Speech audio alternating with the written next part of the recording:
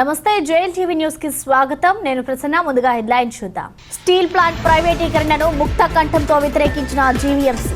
తొలి సమావేశంలోనే ప్రైవేటీకరణపై చర్చ. అయ్యన్న ఇలాకాలో వైకాపా పాగా ఖాయమేనా? పట్టు సాధించామంటున్న వైకాపా శ్రేణులు. పరిషత్ ఎన్నికల్లో వైకాపా సునామీ. పూర్తిగా స్వీప్ చేస్తామని వైసీపీ శ్రేణుల విశ్వాసం. తూర్పుగోదావరి జిల్లాలో ఏసీబీ దాడులు. తుని మండలం తాళ్లూరు వీఆర్ఓ పట్టివేత. స్టీల్ ప్లాంట్ ప్రైవేటీకరణను వెనక్కి తీసుకోవాలని విశాఖ నగర పాలక సంస్థ కేంద్ర ప్రభుత్వాన్ని కోరింది. 9 ఏళ్ల సుదీర్ఘ విరామం తర్వాత మేయర్ గొలగాని హరి వెంకట కుమారి అధ్యక్షతన నగర పాలక సంస్థ సమావేశమైంది. 10 ప్రధాన అంశాలు, 33 సప్లిమెంటరీ అంశాలపై కార్పొరేటర్లు చర్చించారు. TDP, Janasena, CPI, CPM, BJP సభ్యులు పార్టీ కండువాలతో సమావేశానికి హాజరయ్యారు. విశాఖ స్టీల్ ప్లాంట్ ప్రైవేటీకరణకు వ్యతిరేకంగా జరిగిన చర్చలో పలువురు సభ్యులు ప్రసంగించారు.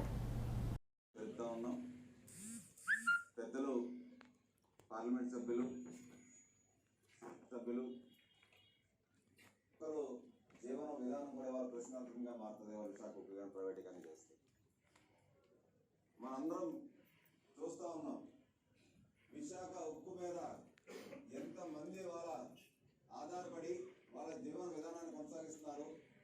ఇవాళ రాష్ట్రంలోనే అత్యంత పెద్ద ఉక్కు కర్మాగారం ఉందంటే అది విశాఖ ఉక్కు కర్మాగారం. ఇటువంటి ఉక్కు కర్మాగారాన్ని మళ్ళీ ఒక రాష్ట్రానికి తీసుకురావాలన్నా విశాఖ నగరం నెలకొల్ప. నేను ఒకటే కోరుతా ఉన్నాను, పెద్దలందరూ కూడా పూర్తి స్థాయిలో తెచ్చిన తర్వాత విజయసాయి రెడ్డి గారు పెద్దల రాజ్యసభ సభ్యులు విశాఖ ఉక్కు కోసం గాంధీ విగ్రహం దగ్గర నుంచి ఉక్కు మెయిన్ గేట్ వరకు అంత పెద్ద వయసులో ఆయన చిత్తశుద్ధితో ప్రైవేటీకరణకు వ్యతిరేకంగా కాలి నడికను నడిచేసినటువంటి మహోన్నతమైన గొప్ప వ్యక్తి. అంతేకాదు పల్లా శ్రీనివాస్ గారు ఆమరణ దీక్ష చేశారు ఎప్పుడైతే ప్రైవేటీకరణ యొక్క ప్రపోజల్ కేంద్రం ప్రవేశపెట్టిందో. అంతేకాదు స్థానిక శాసనసభ్యులు పెద్దలు నాగిరెడ్డి గారు ప్రతిరోజు కార్మిక సంఘాలు పార్టీలకు అతీతంగా జరిగినటువంటి ఉద్యమాల్లో అనునిత్యం ఉదయం నుంచి రాత్రి వరకు కూడా ఆయన విశాఖ ఉక్కు నిర్వాసితులు, విశాఖ ఉక్కు ఉద్యోగుల గురించి, ప్రాంతం గురించి అనునిత్యం పోరాడుతున్నటువంటి మహోన్నత పార్టీలకు అతీతంగా ప్రతి ఒక్కరూ కూడా విశాఖ ఉక్కును ప్రైవేటైజేసుకోవాలనేటువంటి చిత్తశుద్ధి అయితే అందరిలోనే. నేను ఒకటే కోరుతున్నాను, సభాముఖంగా విజయసాయి రెడ్డి గారు విశాఖ నగరాన్ని విజయపథంలో నడిపిస్తున్నటువంటి తరుణంలో పెద్దల సభలో ఉన్నటువంటి విజయసాయి రెడ్డి గారు ఉన్నటువంటి ఎవరైతే పార్లమెంట్ సభ్యులు ఉన్నారో ఎంవివి సత్యనారాయణ గారు పెద్దలు ఇవాళ ఆయన యొక్క రాజీనామా పత్రాన్ని వెంటనే సమర్పించి ఇవాళ ఈ యొక్క విశాఖపట్నం యొక్క ప్రజల ఆకాంక్ష కోరిక మేరకు ఇవాళ ఆయన స్ఫూర్తిదాయకంగా ఎంతో మంది ప్రాణత్యాగాలు స్ఫూర్తిదాయకంగా ఇవాళ నించొని ఇవాళ ఉద్యమాన్ని నడిపించాలని మేము కోరుతా ఉన్నాం. ఆ భూమిని ఉంచవలసిన అవసరం ఉంది కనుక ఈ విధంగా దానికి ఇందాక గంగారాం గారు వీరు చెప్పినట్లు క్యాపిటల్ మైన్స్ ఇవన్నీ కూడా ఇచ్చినట్లయితే తప్పనిసరిగా విశాఖపట్నం స్టీల్ ప్లాంట్ లాభాల బాటలో వెళ్తుంది కనుక భూమిని అమ్మటం అనేటువంటి దాన్ని ప్రతిపాదన అనేటువంటి సరైన కాదని సిపిఐ పార్టీగా కూడా మేము తెలియజేస్తున్నాం. కనుక Visakhapatnam steel plant public sector లో కాపాడుకోవడానికి మీరు చేసినటువంటి తీర్మానానికి అన్ని విధాలా కూడా బలపరుస్తూ మీరు ఈ తీర్మానాన్ని ప్రవేశపెట్టినందుకు కూడా ధన్యవాదాలు తెలియజేస్తూ కేంద్ర ప్రభుత్వానికి తీర్మానం పంపించాలని, భవిష్యత్తులో కూడా ఈ ప్లాంట్ ని పబ్లిక్ సెక్టర్ లో కాపాడుకోవడానికి గౌరవ మేయర్గా మీ యొక్క సహాయ సహకారాలు కూడా అందించాలని చెప్పి సందర్భంగా తెలియజేసుకుంటూ ఈ అవకాశం ఇచ్చిన మీకు ధన్యవాదాలు తెలియజేస్తూ సెలవు తీసుకున్నాం. మన విశాఖ స్టీల్ ప్లాంట్ కి దాదాపు 32 మంది ప్రాణాలు బలిగొని ఒక విశాఖపట్నం ప్రాంత ప్రజలే కాదు, ఈరోజు తెలంగాణ ప్రాంతంలో ఉన్నటువంటి కొన్ని జిల్లాల్లో ఉన్నటువంటి కొంతమంది ఆత్మ బలిదానం చేసి విశాఖపట్నం మన పరిసర ప్రాంతాల్లో ఇప్పుడు ఉన్నటువంటి ఆంధ్ర రాష్ట్రంలో ఉన్నటువంటి వివిధ జిల్లాల్లో ఉన్నటువంటి అనేక మంది ప్రాణాలు త్యాగం చేసి ఈరోజు అటువంటి మహానుభావుల తాలూకా పోరాటంతో సాధించుకున్నటువంటి స్టీల్ ప్లాంట్ ఆ రోజు ప్రపంచంలోనే అత్యంత శక్తివంతమైనటువంటి మహిళగా ఉన్నటువంటి ఇందిరాగాంధీ ఆ రోజు ప్రధానమంత్రిగా ఎవరి మాట కూడా వినరు, ఒక నియంత్రిత దీంతో ముందుకు వెళ్తారు. ఆవిడ ఏదైనా నిర్ణయం తీసుకుంటే దానికి కట్టుబడి ఉంటుంది, ఎట్టి పరిస్థితుల్లో వెనకడి చేసేటువంటి ప్రసక్తే ఉండదు అనేటువంటి నాడు ఉన్నటువంటి ఇందిరాగాంధీ గారి తాలూకా మెడల వంచి సాధించుకున్నటువంటి steel plant Visakhapatnam steel plant.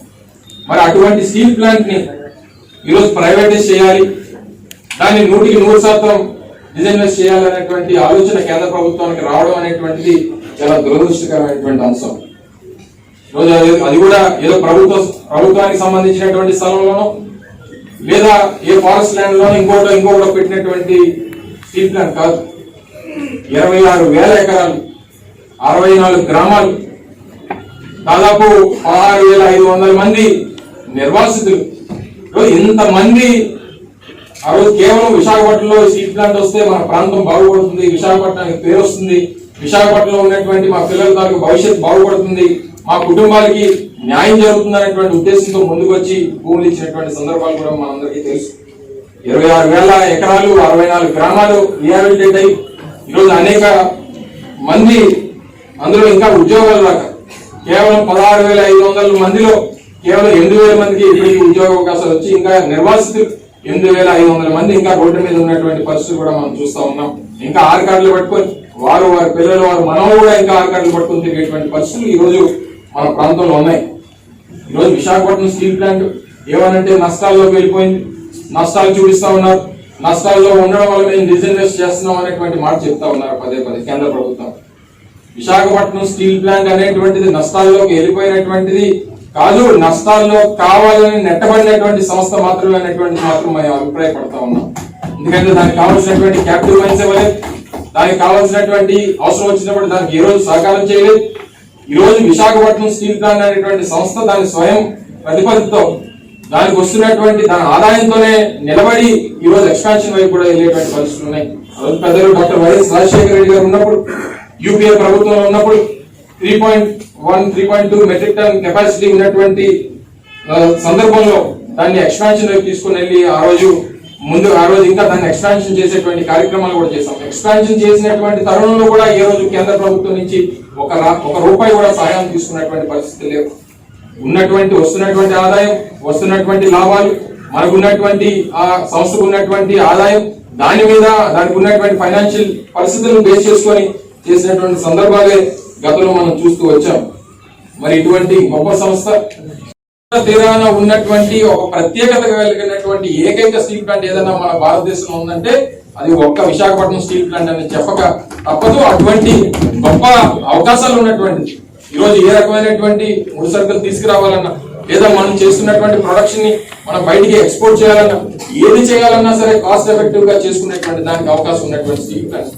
ఈరోజు కేవలం ఒక టన్ ఐరన్ ఓర్ తీసుకురావాల్సినటువంటి ఖర్చులు ఈరోజు బయట ఎన్ఎండిసి ద్వారా తీసుకొస్తున్నటువంటి తరుణంలో దాదాపు 4,000-5,000 రూపాయలు ఖర్చు అవుతున్నటువంటి తరుణం. అదే మన సొంత క్యాపిటల్ మైన్ ఉండి సొంత గనులు కేంద్ర ప్రభుత్వం విశాఖపట్నం స్టీల్ ప్లాంట్ కేటాయించేటువంటి అవకాశం ఉంటే తప్పకుండా కేవలం 1,500-2,000 రూపాయలు జరిగిపోయేటువంటి పరిస్థితులు ఉండేవి. అంటే ఒక టన్ను ఐరన్ ఓర్ మీద, ముడి సరుకు మీద వచ్చేటువంటి ఈరోజు నష్టం దాదాపు 2,500 నుంచి 3,000 రూపాయలు. లాభాలు రావాల్సినటువంటి స్టీల్ ప్లాంట్ లాభాల్లో తీసుకురావాల్సినటువంటి బాధ్యత కేంద్ర ప్రభుత్వం మీద ఉంది. లాభాల్లో దాన్ని చూపించి అటువంటి ప్రభుత్వ రంగ సంస్థల్ని తలమానికంగా ఉన్నటువంటి నవరత్నాల్లో ఒకటైనటువంటి స్టీల్ ప్లాంట్ ని కాపాడాల్సినటువంటి బాధ్యత కేంద్ర ప్రభుత్వం మీద ఉంది. ఈరోజు కేవలం నష్టాల్లోకి వారందరూ వారే నెట్టేయాలనేటువంటి ప్రయత్నం, డిజిన్వెస్ట్ చేయాలని, ప్రైవేటైజ్ చేయాలనేటువంటి ఆలోచన కేంద్ర ప్రభుత్వానికి రావడం అనేటువంటిది చాలా బాధాకరం. ఇది ఒక్క ఈ కౌన్సిల్ కాదు, ఆంధ్ర రాష్ట్రంలో ఉన్నటువంటి ప్రతి తెలుగువాడు, ఉమ్మడి రాష్ట్రంలో ఉన్నటువంటి ప్రతి తెలుగువాడు, ప్రపంచంలో ఉన్నటువంటి ప్రతి తెలుగువాడు కూడా దీన్ని వ్యతిరేకించాల్సినటువంటి అవసరం ఉందనేటువంటిది మీ ద్వారా తెలియజేస్తా ఉన్నాం. సరే, ఇంకెన్ని విషయాలు ఇవన్నీ కూడా పెద్దలందరూ కూడా మాట్లాడడం జరిగింది. గెలుపెవరిది, పరిషత్ పీఠమెక్కేదెవరు? అయ్యన్న ఇలాకాల్లో వైకాపా పాక ఖాయమేనా? రాజకీయ దిగ్గజం అయ్యన్న పాత్రుడు ఇమేజ్ తో తెలుగుదేశం పార్టీ అధికార పార్టీని కట్టడి చేయగలిగిందా? బ్యాలెట్ బాక్స్ లో నిక్షిప్తమైన ఓటరుపై రాజకీయ పక్షాలు ఆశల పల్లెకిలో విహారిస్తున్నాయి. ఏడాదిగా అదుగో ఇదుగో అంటూ వచ్చిన పరిషత్ ఎన్నికల పోలింగ్ పూర్తయింది. గ్రామీణ ఓటరు తన తీర్పును బ్యాలెట్ బాక్స్లో నిక్షిప్తం చేసేశాడు. దీంతో గెలుపోటములపై వైకాపా, టీడీపీ పార్టీలు అంచనాలు కట్టుకునే పనిలో పడ్డాయి. విశాఖ జిల్లా నర్సీపట్నం అసెంబ్లీ సెగ్మెంట్లో వైసీపీ, టీడీపీ మధ్య రసవత్తర పోరు నడిచింది. పరిషత్ ఎన్నికలను బహిష్కరిస్తున్నామని చంద్రబాబు ప్రకటించినప్పటికీ ఈ నియోజకవర్గ తెలుగుదేశం క్యాడర్ ఈ ఎన్నికలను ఛాలెంజ్గా తీసుకొని అధికార పార్టీతో తలపడింది. అయ్యన్న ఇమేజ్ తెలుగుదేశానికి కలిసొచ్చిందా? జగన్ నవరత్నాలతో వైసీపీకి ఓట్ల వర్షం కురిసిందా అనేది తేలాల్సి ఉంది.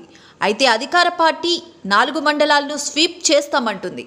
పంచాయతీ ఎన్నికల్లో తడబడిన మెజారిటీ పంచాయతీలు కైవసం చేసుకోగలిగామని, ఇప్పుడు పార్టీ సింబల్కు ఓట్లు పోటెత్తాయని వైకాపా నేతలు అంటున్నారు. నాతవరం, మాకవరపాలెం, గొలుగొండ, నర్సీపట్నం 4 మండలాల ఎంపీపీ పదవులతో పాటు జడ్పీటీసీలను సైతం కైవసం చేసుకోబోతున్నామని ఎమ్మెల్యే పెట్ల ఉమాశంకర్ గణేష్ అంటున్నారు. మరి ఈరోజు జరుగుతున్న ఎంపీటీసీ జడ్పీటీసీ ఎన్నికల సందర్భంగా ఏంటంటే ముఖ్యంగా తెలుగుదేశం పార్టీ నాయకులు చంద్రబాబు కానీ వారి పార్టీ నాయకులు కానీ ఒక డ్రామా ఆడుతున్న సంగతి ప్రజలందరూ కూడా గ్రహించారు. ఎందుకంటే మొన్ననే చూసాం, తెలుగుదేశం పార్టీ నాయకులు చంద్రబాబు ఏమన్నారంటే ఈ ఎన్నికలు బహిష్కృతంగా చెప్పడం జరిగింది.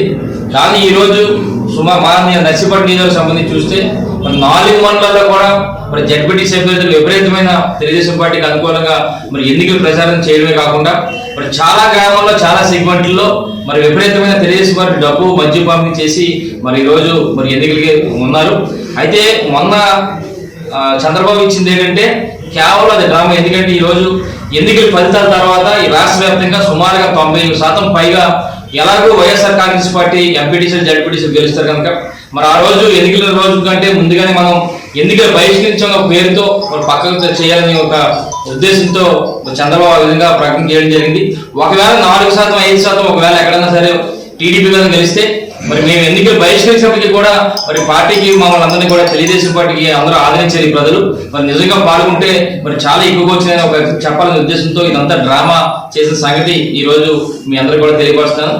ఎన్ని డ్రామాలు అనేవి కూడా ఈ రోజు నర్సీపట్నం నియోజకవర్గంలో మాకు సంబంధించి కానీ రాష్ట్ర వ్యాప్తంగా కానీ మరి జగన్మోహన్ రెడ్డి తాలూకు పథకాలు ఈ రోజు ప్రతి ఒక్కరి గుండెల్లో నిలిచిపోయి దానికి తోడు ప్రతి మా పార్టీ నాయకులు అందరూ కూడా కష్టపడి పనిచేసి మరి మొన్న మా నర్సీపట్నం నిధులు ఏ విధంగా మరి 70% పైగా మరి సర్పంచ్ ఎన్నికల్లో గెలుపొందాము, అలాగే మున్సిపాలిటీని కలిసి చేసుకున్నాము. అదే విధంగా మా పార్టీ నాయకులు అందరూ కూడా బ్రహ్మాండంగా కష్టపడి పనిచేస్తారు. మరి ఎట్టి పరిస్థితులు కూడా ఈ రోజు నర్సీపట్నం నిధుల్లో 4 మండలాల ఎంపీపీలు 4 మండల జడ్పీటీసీలు కూడా మేము కైవసం చేసుకుంటాం. రేపు రాబోయే రోజులు కూడా 3 సంవత్సరాలు కూడా మా ప్రాంతాన్ని మా రాష్ట్రాన్ని అభివృద్ధి చేయడానికి గౌరవ ముఖ్యమంత్రి జగన్మోహన్ రెడ్డి గారు మరి వారి ద్వారా ఎన్నో కార్యక్రమాలు చేసుకోవడానికి సిద్ధంగా ఉన్నాం. ఏదైనప్పుడు కూడా ఈ రోజు ప్రజలందరూ కూడా మరి గౌరవ ముఖ్యమంత్రి గారు చేస్తున్న పథకాలకి జగనన్న పథకాలందరూ కూడా ఆకర్షితులై వారి నాయకత్వాన్ని ప్రజలందరూ కోరుకుంటున్నారు.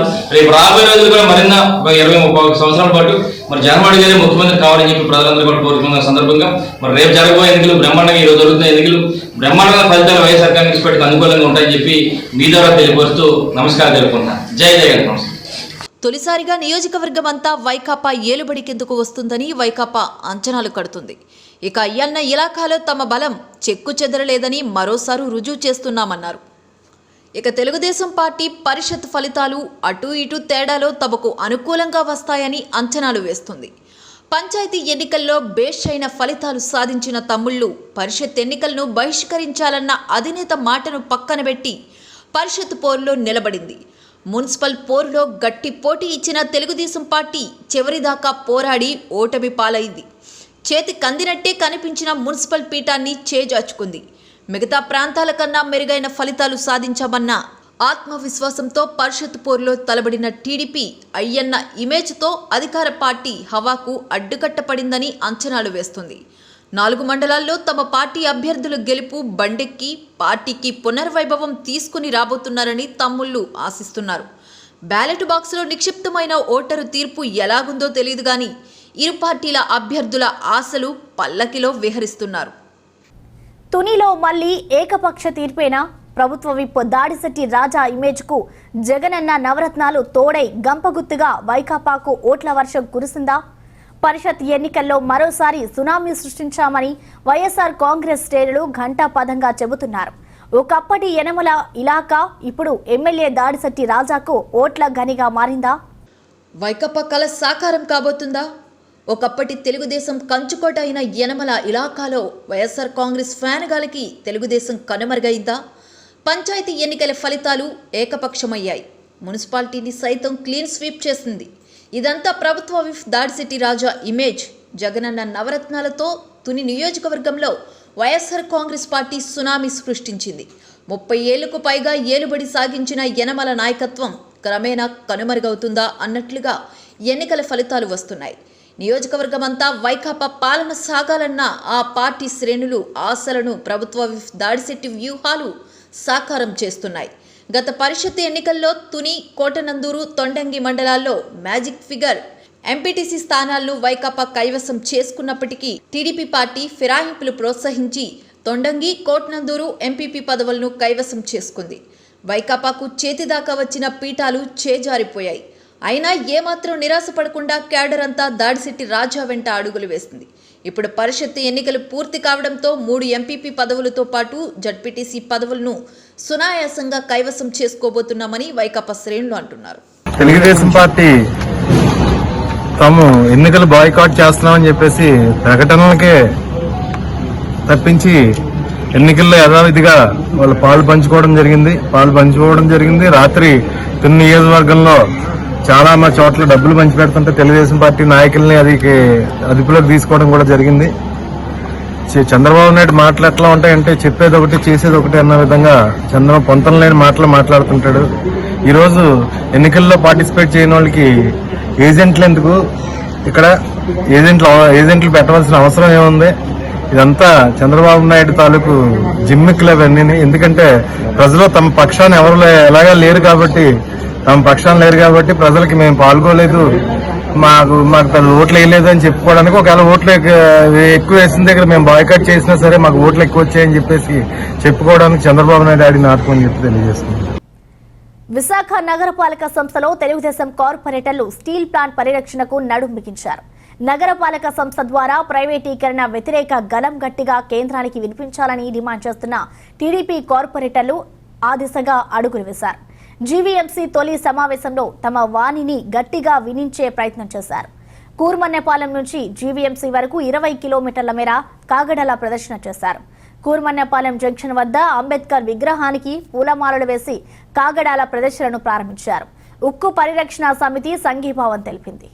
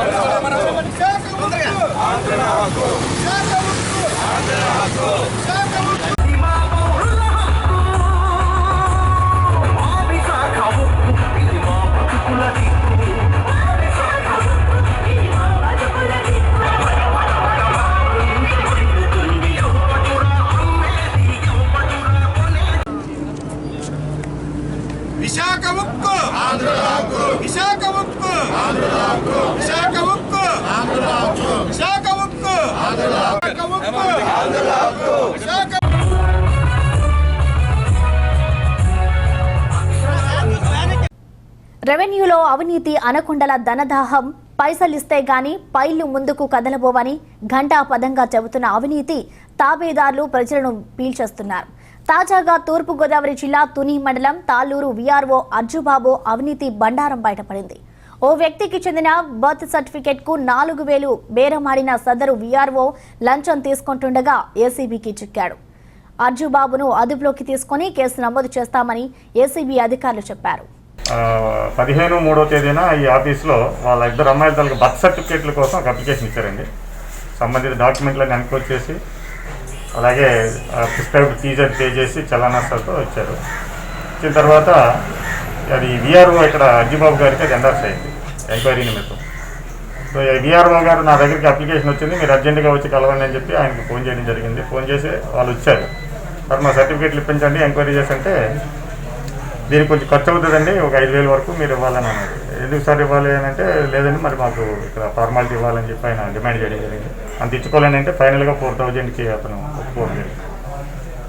4,000 ఈరోజు ఆయన మమ్మల్ని ఆశ్రయించారు, వచ్చి రిపోర్ట్ ఇచ్చారు. దాని మీద మేము కేసు నమోదు చేసి ఈరోజు ఆయన దగ్గర నుంచి 4,000 విఆర్ఓ అజిబాబు గారు తీసుకుంటుండగా రెడ్ హ్యాండెడ్గా పట్టుకోవడం జరిగింది.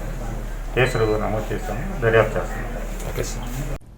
ముఖ్యమంత్రి చేతకానితనం వల్ల రాష్ట్ర ఆర్థిక వ్యవస్థ కుప్పకూలిందని మాజీ మంత్రి టీడీపీ సీనియర్ నేత చింతకాయల అయ్యన్న పాత్రుడు ఆరోపించారు. రాష్ట్ర ఖజానా ఖాళీ అయిందని, ఉద్యోగులకు జీతాలు చెల్లించలేని స్థితికి ఆర్థిక పరిస్థితిని దిగజార్చారని ఆయన ధ్వజమెత్తారు.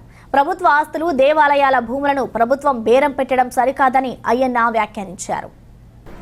అందరికీ నమస్కారం అండి. ఇప్పుడు మరలా మన విశాఖపట్నాన్ని అమ్మకానికి పెట్టారు. ఈ దౌర్భాగ్యుడు ముఖ్యమంత్రి అయిన తర్వాత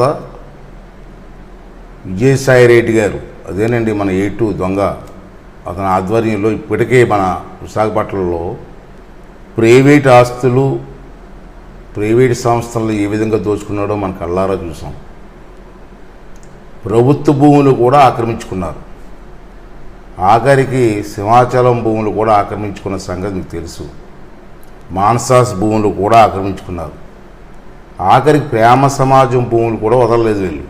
ప్రేమ సమాజం భూములు కూడా ఎంతోమంది దాతలు ఇచ్చిన భూములు కూడా ఇవాళ ఆక్రమించుకొని ఈవేళ విశాఖపట్నానికి ఏ విధంగా అన్యాయం చేస్తున్నారో మీరందరూ కూడా రోజు మనం చూస్తూనే ఉన్నాం. అయినా ఎవరూ కూడా పట్టించుకోవట్లేదు. ఇవాళ చూశారు విశాఖపట్నంలో స్టీల్ ప్లాంట్ కూడా ముఖ్యమంత్రి గారి ఆశీస్సులతో అమ్మేస్తూ ఉంటే మనం అందరూ చూస్తున్నాం తప్పించి ఏంటి అన్యాయం అని చెప్పి మాట్లాడే పరిస్థితి మనకు లేదు. ఎంతోమంది త్యాగంతో స్టీల్ ప్లాంట్ వస్తే మన విశాఖపట్నం ప్రజలు కనీసం పోతే పోనీలే మనకెందుకులే అనే భావంతో ఉన్నారు తప్పించి ఇది తప్పు అని అడిగే పరిస్థితి మన విశాఖపట్నంలో లేకపోవడం నిజంగా మనందరి తాలూకు దురదృష్టం అని చెప్పి ఈ సందర్భంలో మీ అందరికీ మనవి చేస్తున్నాను. మన ప్రాంతం చాలా ప్రశాంతమైన ప్రాంతం. ఈ ప్రాంతంలో ఉన్నటువంటి ప్రజలు కూడా చాలా మంచి మనసుతో ఉండే ప్రజలు, ఇతరులకు అపకారం చేసే ప్రజలు కాదు, ఎవరైనా వస్తే సహాయం చేసే మనస్తత్వం ప్రజలు. మనది ఎంతో సుందరమైన ప్రదేశం. ఇటువంటి ప్రాంతాన్ని, ఇటువంటి సుందరమైన ప్రదేశాన్ని కాపాడుకోవాల్సిన బాధ్యత మన మీద ఉన్నదన్నదే నా భావన. ఈవేళ మనం ఏమాత్రం అశ్రద్ధ చేసినా ఈ ప్రాంతానికి తీరని నష్టం జరుగుతుంది. ఈ నష్టం ఇంతటితో ఆగిపోదు. మన భావి తరాల వారిపై మీద ఈ ప్రభావం పడుతుంది. వాళ్ళంతా నష్టపోయే ప్రమాదం కూడా ఉంది.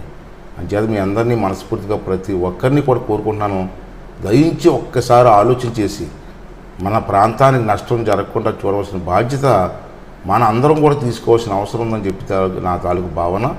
అంచేత మన ప్రాంతంలో ఉన్న నాయకులు కానీ ప్రజలు కానీ దీన్ని మాట్లాడవలసిన అవసరం ఉంది. ముఖ్యమంత్రి గారి దృష్టికి తీసుకెళ్లవలసిన అవసరం ఉంది.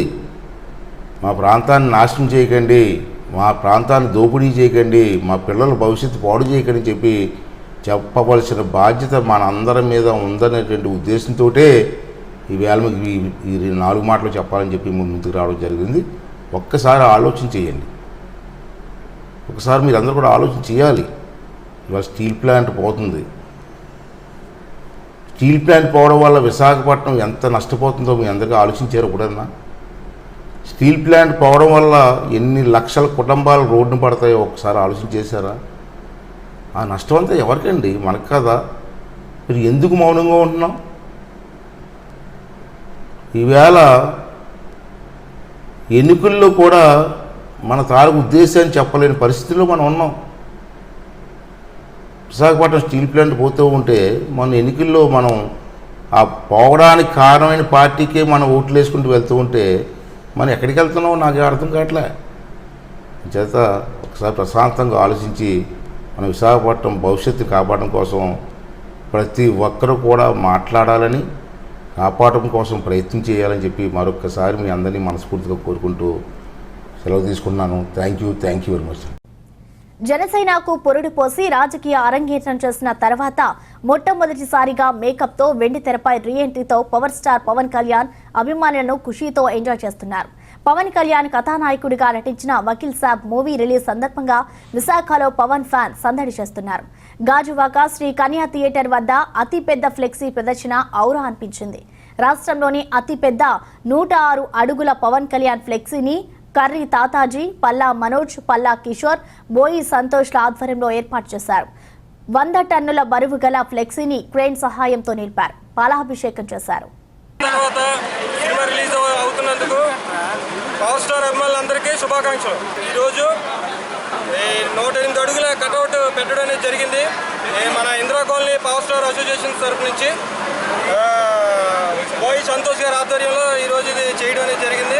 అలాగే కర్రీ నేతాజీ గారు, పల్లా మనోజ్ గారు, పల్లా వేణు గారు, పల్లా కిషోర్ గారు, రవి గారు భారీ కటౌట్ ఏర్పాటు చేయడానికి కారణం ఏంటంటే పవన్ కళ్యాణ్కి ప్రతి సంవత్సరం ఇలాగే ఇంకా దీనికంటే భారీగా ఏర్పాటు చేస్తాం. పవన్ కళ్యాణ్కి గాజువాకలో చాలా మంది ఫ్యాన్స్ ఉన్నారు. అలాగే సినిమా హిట్ అవ్వాలని గాజువాక నుంచి అందరూ ఇక్కడికి రావడం జరిగింది. పవన్ కళ్యాణ్కి గాజువాకలో చాలా మంది ఫ్యాన్స్ ఉన్నారు. ఈ 108 అడుగుల భారీ కటౌట్ పోయి మన గాజువాకలో కుర్రాళ్ళు చాలా మంది అందరూ కష్టపడి దీన్ని ఏర్పాటు చేయడం జరిగింది. పవన్ కళ్యాణ్కి గాజువాకలో ఫ్యాన్స్కి కొదవే లేదు. విజయనగరం జిల్లాలో పరిషత్ ఎన్నికలు ప్రశాంతంగా ముగిశాయి.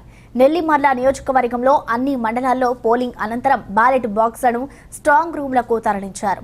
స్ట్రాంగ్ రూమ్ల వద్ద కట్టుదిట్టమైన భద్రతా ఏర్పాట్లు చేశారు. నెల్లిమర్ల ఎమ్మెల్యే బండుకొండ అప్పలనాయుడు స్వగ్రామం మేపాడలో ఓటు హక్కును వినియోగించుకున్నారు. నవరపల్లి పంచాయతీలో వైసీపీ నేత ఉప్పాడ సూర్యనారాయణ రెడ్డి ఓటు హక్కును వినియోగించుకున్నారు.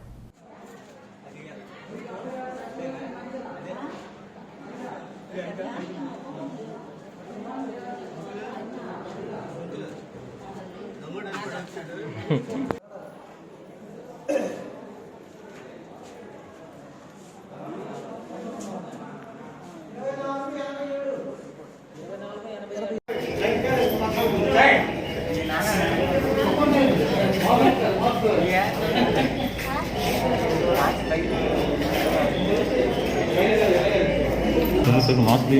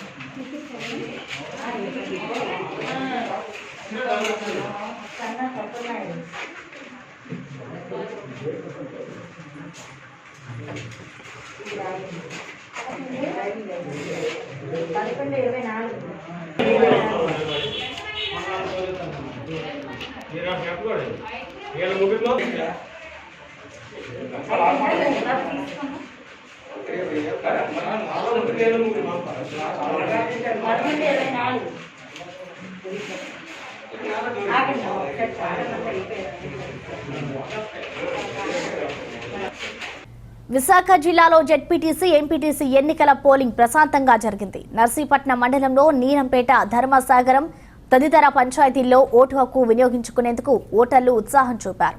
భారీగా తరలి వచ్చిన ఓటర్లు పోలింగ్ కేంద్రాల వద్ద బార్లు తీరారు. పోలింగ్ అనంతరం బ్యాలెట్ బాక్స్లను స్ట్రాంగ్ రూమ్లకు తరలించారు. ఎలాంటి అవాంఛనీయ సంఘటనలు లేకుండా ప్రశాంత వాతావరణంలో ఎన్నికలు జరిగాయి.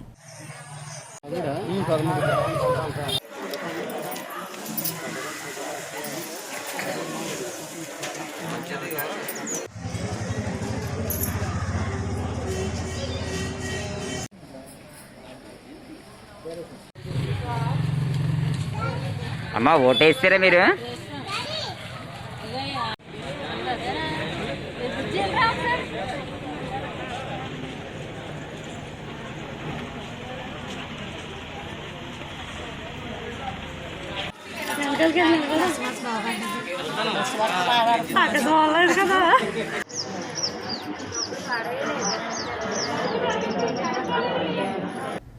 నగరాలు పట్టణాల్లో కొత్త అమావాస్య వేడుకలు మొదలయ్యాయి. గ్రామ ఇలవేల్పు నూకాలమ్మ ఆలయాలు భక్తులతో కిటకిటలాడుతున్నాయి. అమ్మవారిని విశేష పూజలు గావించి మొక్కులు చెల్లించుకుంటున్నారు. విశాఖ నగరంలోని బర్మా క్యాంప్ జై భారత్ నగర్లో కొత్త అమావాస్య ఉత్సవాలు ఘనంగా జరుగుతున్నాయి.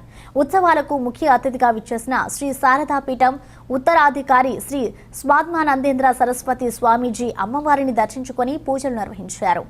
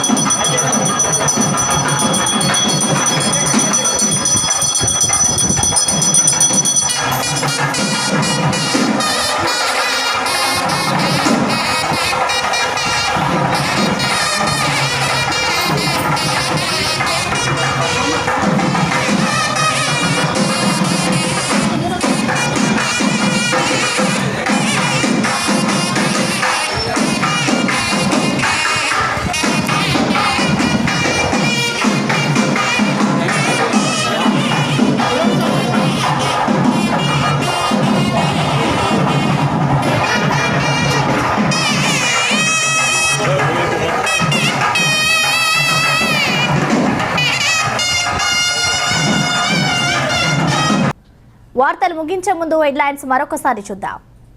స్టీల్ ప్లాంట్ ప్రైవేటీకరణను ముక్త కంఠంతో వ్యతిరేకించిన జీవీఎంసీ. తొలి సమావేశంలోనే ప్రైవేటీకరణపై చర్చ. అయ్యన్న ఇలాకాలో వైకాపా పాగా ఖాయమేనా? పట్టు సాధించామంటున్న వైకాపా శ్రేణులు. పరిషత్ ఎన్నికల్లో వైకాపా సునామీ. పూర్తిగా స్వీప్ చేస్తామని వైసీపీ శ్రేణుల విశ్వాసం.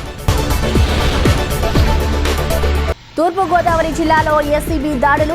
తుని మండలం తాళ్లూరు వీఆర్ఓ పట్టివేత.